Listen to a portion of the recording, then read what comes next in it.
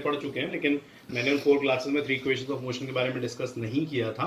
But हम लोगों ने जो 4:30 to 5:30 वाली क्लास है उसमें 3 इक्वेशंस ऑफ मोशन के बारे में डिस्कस भी किया है, न्यूमेरिकल्स भी कराया है। एक बार फिर से इस वीडियो क्लास में कर रहा हूँ।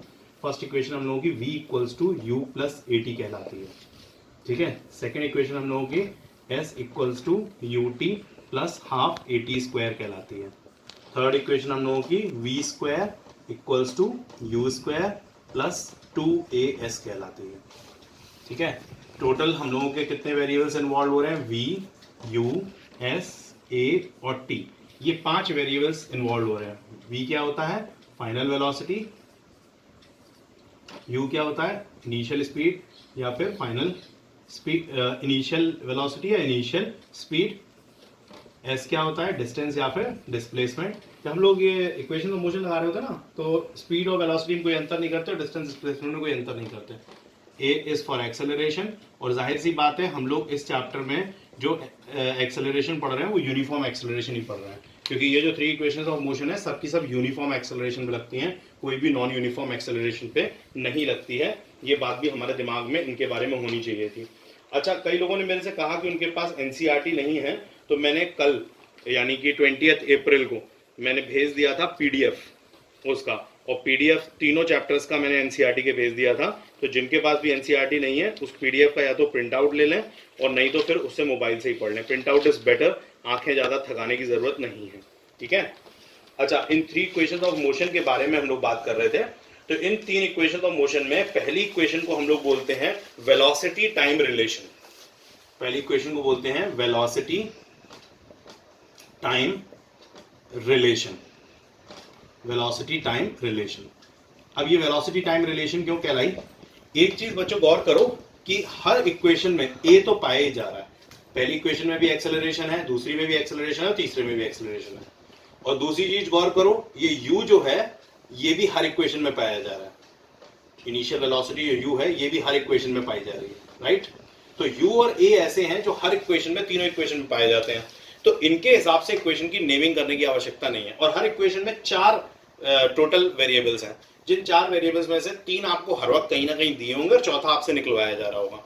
तो जो इक्वेशन का नाम पड़ा है वो बचे हुए 2 वेरिएबल्स के ही थ्रू पड़ा है, ठीक है। आई रिपीट वंस मोर, तो इक्वेशन की जो नेमिंग होती है कि first equation, what the first equation is called as, तो first equation is called as velocity time equation. क्यों? क्योंकि इसमें वेलोसिटी v और टाइम t इन्वॉल्व है। u और a तो सब में इन्वॉल्व है, तो उनकी नाम रखने में उनका कोई यूजेज नहीं किया गया। तो दूसरी वाली इक्वेशन का क्या नाम होगा? दूसरी वाली इक्वेशन में जो स्पेशल 2 वेरिएबल्स हैं वो कौन है? s और t। तो s को हम लोग बोलते हैं पोजीशन और t तो टाइम है, तो इसको बोलते हैं हम लोग पोजीशन टाइम इक्वेशन। इसका नाम क्या है? Position time relation. अब तीसरी वाली में देखो, तीसरी वाले में u और a को छोड़ दें तो वेलोसिटी है और s डिस्प्लेसमेंट यानी पोजीशन है, तो इसको बोलते हैं हम लोग velocity position equation, velocity position relation, ठीक है। पहली इक्वेशन को हमारा क्या नाम रखा हमने? वेलोसिटी टाइम रिलेशन, क्योंकि इसमें v वेलोसिटी और टाइम t पाया जा रहा है। दूसरी इक्वेशन का नाम हमने क्या रखा? दूसरी इक्वेशन का हमने पोजीशन टाइम रखा, क्योंकि s डिस्प्लेसमेंट जो पोजीशन को सिग्निफाई करता है और टाइम तो है ही है। और तीसरी वाली इक्वेशन को हम लोगों ने क्या नाम दिया? पोजीशन वेलोसिटी रिलेशन, या वेलोसिटी पोजीशन रिलेशन बोलो, वैसे ज्यादा popularly it is called as position velocity equation या पोजीशन वेलोसिटी रिलेशन। मतलब एक ही है, बट ज्यादातर आपको सुनने में टीचर्स के मुंह से पोजीशन वेलोसिटी रिलेशन आएगा, उसे वेलोसिटी पोजीशन बोलोगे तो कोई फर्क नहीं पड़ता। तो इन तीनों इक्वेशंस के as a first equation, second equation और थर्ड इक्वेशन के अलावा भी ये 3 नाम है which you have to remember, okay. अब हम लोग इन तीनों इक्वेशंस का डेरिवेशन करेंगे। इन तीनों इक्वेशंस के डेरिवेशन के लिए हम लोगों को क्या करना है? चार्ट बनाना है, सॉरी एक ग्राफ बनाना है, और उस ग्राफ को मैं इसी वीडियो 1 में बना रहा हूं, एक्सप्लेनेशन वीडियो 2 में इस इक्वेशंस की करूंगा। तो मैंने ये VT ग्राफ बनाया, ठीक है, ये एक VT ग्राफ बनाया, ये, और ये VT ग्राफ सब लोग बड़ा बड़ा अपनी कॉपी में बना लेंगे। ये VT ग्राफ है, ठीक है, पूरा पूरा लिखूंगा वेलोसिटी और यहां पे लिखूंगा टाइम, ठीक है, वेलोसिटी टाइम ग्राफ। ये मैंने एक वेलोसिटी टाइम ग्राफ बनाया। अब इस वेलोसिटी टाइम ग्राफ में मैंने नेमिंग कर ली कि ये मेरा यहाँ पे, यहाँ से लेके यहाँ तक t टाइम है, ठीक है।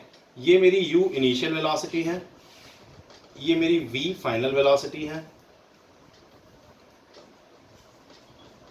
मेरी v फाइनल वेलोसिटी है। अब अगर मैं इस लाइन को यहाँ ज्वाइन कर दूँ, इसको यहाँ ज्वाइन कर दूँ, तो या t पूरा टाइम तो मैं लिख ही चुका हूँ, तो मैं जहाँ तक ये डॉट्स आ रहे हैं यहीं तक इसको t ले लेता हूँ, ठीक है। इनफैक्ट वैसे ही लेना भी चाहिए। अब ये यहाँ पे इतना u है तो ये भी u हुआ, क्योंकि सब कुछ आपस में इक्वल लाइंस बनाते हैं। तो ये हिस्सा क्या कहलाएगा, v माइनस यू, ये हिस्सा v माइनस यू कहलाएगा, ठीक है। ये v माइनस यू हो गया, ये u हो गया, और ये टोटल में v हो गया। ये t है, ये भी t है, जाहिर सी बात है ये भी t है। अब मैं जरा इसकी नेमिंग कर रहा हूँ, a b c d e f, ठीक है, ये नेमिंग कर ली। तो अब इसमें आप देखो ए बी क्या रिप्रेजेंट कर रहा है, A B equals to D C equals to F E, ये सब टी टाइम को रिप्रेजेंट कर रहे हैं, एफ ई लाइन भी, डी सी लाइन भी और ए बी लाइन भी। ऐसे ही A D equals to B C equals to initial velocity u को रिप्रेजेंट कर रहे हैं। ऐसे ही पूरा अगर लिखूं A F equals to B, A बराबर है ये फाइनल वेलोसिटी वी को रिप्रेजेंट कर रहे हैं। ये गैप जो है मेरा डी एफ बराबर सी ई, ये रिप्रेजेंट कर रहा है v माइनस यू को, ठीक है। v माइनस यू हो गया, u हो गया, v हो गया और t हो गया। एक्सेलरेशन तो हमारा स्लोप लाइन होती है, वो अभी हम लोग डिस्कस करेंगे। तो अब हमारे इस पूरे ग्राफ में इन सारे हिस्सों की नेमिंग मैंने t, u, v और v माइनस यू के टर्म्स में कर ली, ठीक है। अब यहाँ पे हम लोगों को जब फर्स्ट इक्वेशन ड्राइव करनी है तो उसमें हमें क्या दिखाना है, slope of VT graph, slope of VT graph equals to acceleration. Also slope of VT graph equals to acceleration. Slope of VT graph equals to perpendicular upon base, ठीक है। तो इसको मैंने फर्स्ट इक्वेशन माना था, perpendicular of slope of VT graph perpendicular upon base. तो यहाँ पे ये चीज स्लोप है, स्लोप का मतलब ग्राफ लाइन हॉरिजॉन्टल लाइन से कितना उठी हुई है। अगर ये एकदम ऐसे हॉरिजॉन्टल लाइन है तो इससे जितना वो ऊपर लाइन उठी यही उसका स्लोप है, यानी एंगल है। इस स्लोप को थीटा भी बोलते हैं। थीटा क्या है, एक वेरिएबल है, थीटा एक वेरिएबल होता है, एंगल को रिप्रेजेंट करने के लिए बहुत ज्यादा यूज किया जाता है। जैसे हम लोग अपने मैथमेटिक्स में एक्स का प्रयोग बहुत ज्यादा करते हैं ना, ऐसे ही एंगल का रिप्रेजेंटेशन सबसे ज्यादा थीटा से किया जाता है। Theta is a very famous variable for angles. तो इस स्लोप ऑफ वीटी ग्राफ को थीटा एंगल से भी बोला जाता है, ऑफिशियली आप इसको थीटा लिख सकते हो। तो ये theta equals to slope of VT graph equals to perpendicular, theta के सामने का परपेंडिकुलर कौन है, ईसी अपॉन बेस कौन है, डीसी। अब मैंने आप लोगों को ईसी की वैल्यू लिखवाई थी v माइनस यू, ठीक है, और डीसी की वैल्यू लिखवाई थी t। तो theta equals to v minus you upon T, ये मेरी सेकंड इक्वेशन हो गई। तो बाई फर्स्ट एंड सेकंड मैं क्या कर सकता हूं, acceleration equals to v minus you upon T दिखा सकता हूं। ये तो हम लोग का एक्सेलरेशन का वैसे फॉर्मूला भी होता है, a equals to v minus you upon T. जो एक्सेलरेशन का फॉर्मूला होता है उसी से फर्स्ट इक्वेशन बनती है। अब इसको अरेंज कर देते हैं, a t equals to v minus u, that is v equals to u plus a t। ये हमारी फर्स्ट इक्वेशन ऑफ मोशन का ग्राफिकल डेरिवेशन कहलाता है। Deriving first equation of motion graphically, slope of VT graph equals to acceleration है।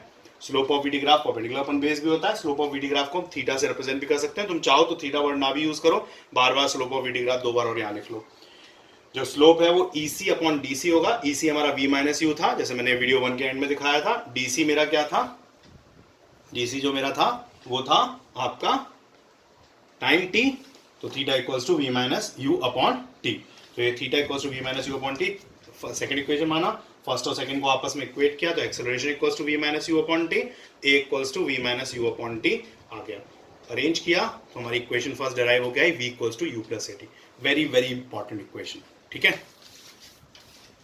Okay, now driving second equation of motion which is s equals to ut plus half a t square. जो graph है वो same रहेगा तीनों equations के लिए, और जब भी एग्जाम में सेकंड इक्वेशन आती है तो फर्स्ट और सेकंड ड्राइव करनी पड़ती है, और थर्ड आती है तो फर्स्ट और थर्ड ड्राइव करनी पड़ती है। यानी फर्स्ट तो तुम्हें हर हाल में ड्राइव करनी ही करनी है, और ये कंपलसरी क्वेश्चन है एग्जाम का। इस वीडियो को 2-3 बार देख के इसे अच्छे से प्रिपेयर करना है। चलो, उसमें हम लोगों का जैसे स्लोप ऑफ वीटी ग्राफ का कॉन्सेप्ट था, इसमें कॉन्सेप्ट है एरिया अंडर वीटी ग्राफ। एक बार मैंने क्लास में जब डिस्कस किया था कि area under VT graph is called displacement, एक एमसीक्यू में आया था तो मैंने बताया था। तो ये जो एरिया इस ग्राफ लाइन के नीचे है, दिस इज कॉल्ड डिस्प्लेसमेंट। यानी डीई हमारी ये ग्राफ लाइन है, इस डीई लाइन के नीचे जितना भी एरिया आ रहा है, यानी ए डी ई बी, ये एरिया आपका डिस्प्लेसमेंट को रिप्रेजेंट कर रहा है। अब तुम सोचोगे कि एरिया का यूनिट मीटर स्क्वायर होता है अगर हम मीटर में लें, और डिस्प्लेसमेंट मीटर में होता है। एक लीनियर यूनिट है, एक स्क्वायर यूनिट है, तो यूनिट्स को कंसिडर नहीं किया जाता, न्यूमरिक वैल्यू को कंसिडर किया जाता है। तो area under VT graph displacement है, और यहाँ एरिया अंडर वीटी ग्राफ है क्या, area of trapezium. Area of trapezium, trapezium का नाम क्या है, A D E B equals to displacement. Displacement का हम लोग का सिंबल क्या है, डिस्प्लेसमेंट का हम लोगों का सिंबल है एस। तो S equals to area of trapezium क्या होता है, half into height into sum of parallel sides. याद है ना सबको, sum of parallel sides. Displacement equals to half into H into sum of parallel side. मैं डिस्प्लेसमेंट की एस लिखा, एरिया ऑफ ट्रपीजियम एडीईबी की जगह ये लिख दिया। अब अगर हम एडीईबी के टर्म्स में चलें तो यहाँ पे हाइट का काम कौन कर रहा है, ये दो पैरेलल साइड्स हैं ईबी और एडी, तो हाइट का काम कर रहा है एबी, और पैरेलल साइड्स का काम कौन कर रहा है, एडी प्लस बीई, ये पैरेलल साइड्स का काम कर रहा है। तो इसमें S equals to A B की जगह हम लोग टी लिख सकते हैं, क्योंकि ए बी हमारा वीडियो 1 वाले में तुमने देखा हुआ है टी के बराबर है। ए डी हमारा किसके बराबर है, यू के बराबर, और बीई हमारा किसके बराबर है, बीई हमारा वी के बराबर है। तो हमारा टर्म क्या बना, S equals to half T into V plus U. अब जरा इसको गौर से देखो, S equals to half T into V U, इसमें कौन सा ऐसा वेरिएबल है जो एक्स्ट्रा है और हमें इसमें नहीं चाहिए। सेकेंड इक्वेशन में गौर से देखोगे तो हमें v नहीं चाहिए और इसमें v एक्स्ट्रा है। तो by replacing value of v from first equation, first equation हम लोग को क्यों सेकेंड इक्वेशन के साथ फ्री गिफ्ट देनी पड़ती है, ड्राइव करनी पड़ती है, क्योंकि हमें रिप्लेसमेंट की करने के लिए फर्स्ट इक्वेशन का यूज करना पड़ता है। तो जब सेकेंड इक्वेशन पूछी जाती है तो फर्स्ट इक्वेशन साथ में ड्राइव करके देनी पड़ती है। By replacing value of v from first equation, that is v equals to u plus A T. हम लोगों का ये v equals to u plus A T का हम लोग यूज कर रहे हैं, v की जगह u प्लस ए टी रख रहे हैं। That is v equals to s equals to half T u, और v की जगह रखा u प्लस ए टी। अब जरा इनका अरेंजमेंट करो तो क्या हो जाएगा, s यहाँ पे है ही, हाफ t बाई टू का u से मल्टीप्लाई, t बाई टू यहाँ 2u है प्लस ए टी, और ये अंदर मल्टीप्लाई होगा तो 2 कट जाएंगे, ut, तो ये हाफ बाहर, t into T, T square, half A T square, S equals to U T plus half A T square. ये हमारा डेरिवेशन हो गया सेकेंड इक्वेशन का। ये सेकेंड इक्वेशन ड्राइव हो गई। क्या करना पड़ा, area under VT graph displacement है, और एरिया इस वीटी ग्राफ के अंदर यानी डी लाइन के अंदर है क्या, ट्रेपीजियम, तो डिस्प्लेसमेंट को ऐसे रखा, ट्रेपीजियम का फॉर्मूला लिखा। अब यहाँ पर हाइट का काम कौन कर रहा है, ए बी, पहला साइड कौन काम कर रहा है, ए डी और बीई। अभी बेटा थर्ड इक्वेशन भी है, वीडियो थोड़ा लंबा होगा। तो ए डी और बीई यहाँ पर आपके पैरेलल साइड्स हैं, पैरेलल साइड ए डी को यू रखा जा सकता है, डी को वी रखा जा सकता है। यहां तक का ये हिस्सा हमारा थर्ड इक्वेशन अभी जब मैं लिखूंगा तो उसमें भी एकदम सेम रहेगा। थर्ड इक्वेशन में हमें इतनी चीज हमें मिटाऊंगा नहीं, मैं सिर्फ ये मिटा दूंगा, क्योंकि हमारा इतना ही हिस्सा रिप्लेसमेंट एरिया हमारा चेंज होता है थर्ड इक्वेशन में। ये वाला पार्ट हमारा थर्ड इक्वेशन को ड्राइव करते में चेंज नहीं होता, ठीक है। तो यहाँ पर हमने अनवांटेड कौन था, v, तो हमने v को फर्स्ट इक्वेशन की मदद से रिप्लेस कर दिया, और यहाँ पे s equals to half T 2u plus A T आया, t बाई टू को मल्टीप्लाई किया, 2 कट गए, s equals to U T plus half A T square, हमारी सेकंड इक्वेशन ड्राइव हो गई। अब बेटा driving third equation of motion पे आ गए, v square equals to U square plus 2as। जैसा मैंने बोला था, मैंने इस पार्ट को रब नहीं किया, ये मेरा सेम है, area under VT graph displacement, area of trapezium displacement, displacement को ऐसे रखा, area of trapezium half into height into sum of parallel side, A B A D V, A B की जगह टी, ए डी की जगह you, B की जगह we, इस ग्राफ से बना के रख दिया, ठीक है। अब थर्ड इक्वेशन जब तुम कंपेयर करोगे तो यहाँ अनवांटेड कौन है, यहाँ अनवांटेड है आपका t। तो मैंने by replacing value of t from first equation, that is t equals to v minus you upon a कर दिया, ठीक है। अब दैट इज, अब इसी वाले पार्ट पे वापस आ गया, that is s equals to half into v minus you upon a, और यहाँ पर v प्लस यू। अब ये 2 और a इस तरफ ट्रांसफर कर दो, क्योंकि 2as चाहिए वैसे भी, तो ये कौन बचा, v माइनस यू और v प्लस यू। अब तुमने a minus B, a plus B का फॉर्मूला मैथ्स में पढ़ रखा है, क्या होता है, a square minus B square, तो ये क्या हो जाएगा, v square minus U square. Transfer कर दो, v square 2as plus U square equals to V square. Arrange करो, लेफ्ट साइड पे अपना रिक्वायर्ड वेरिएबल लाओ, यू स्क्वायर प्लस 2as। तो यही हमारी थर्ड इक्वेशन ऑफ मोशन होती है, V square equals to U square plus 2as।